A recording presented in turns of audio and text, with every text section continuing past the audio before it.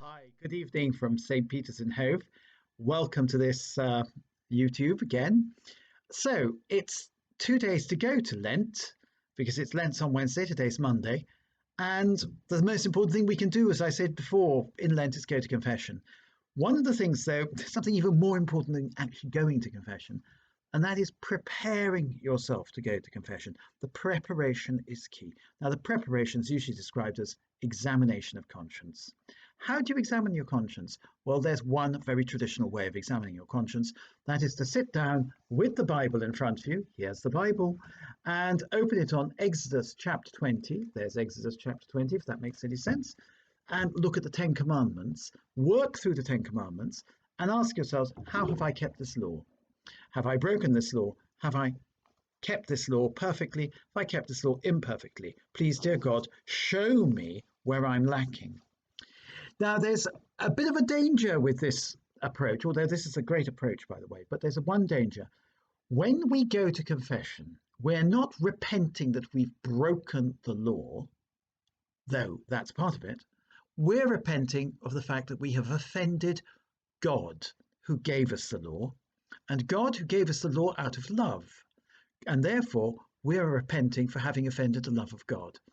So the first thing I've got to do when I look at the Ten Commandments is realize that these are 10 indications of God's love for me. I am loved by God, and God's law is part of his love for me. We often think of law as a bit of a burden, or law as an imposition, or law as something we could all do without. So, for example, when you're stopped for speeding in your car, you think, oh no, this is terrible. You do not think that the policeman who stops you for speeding loves you. You think the policeman who stops you for speeding is a killjoy who wants to ruin your day. Now, you've got to put that aside, this rebelliousness we have against the law. No, the law is God's way of showing us he loves us. I am the Lord your God who brought you out of the land of Egypt. You shall have no other gods apart from me. If you have another God, you're blocking the love of God because you're taking a fake God, a false God who can't love you, and you're substituting the real God who does love you with that fake God who can't love you, that fake God who doesn't exist. In other words, you're believing in a fairy tale instead of believing in the reality.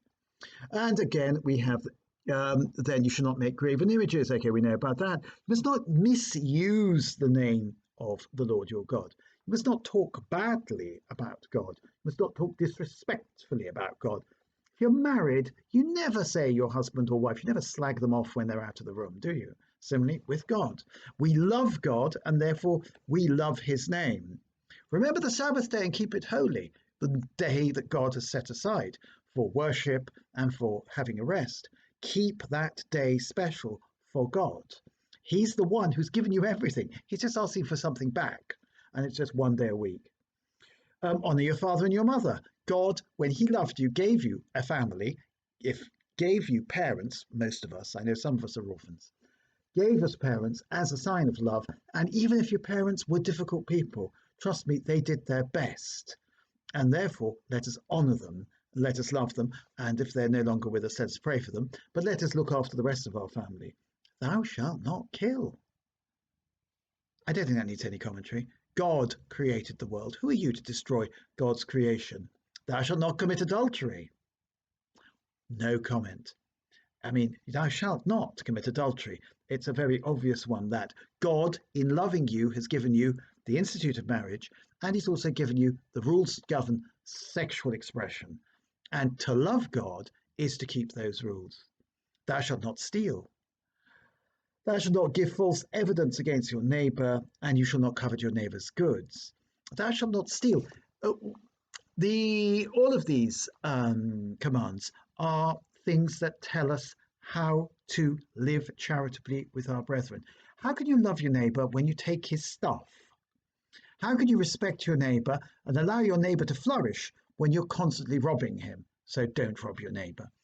There's a lot more we could say about these 10 commandments. But that's the main thing. So that's one way of examining your conscience and preparing yourself to go to confession. Take the 10 Commandments and ask yourself, have I loved God as much as he loves me? Have I loved God and shown my love of God by keeping his commandments?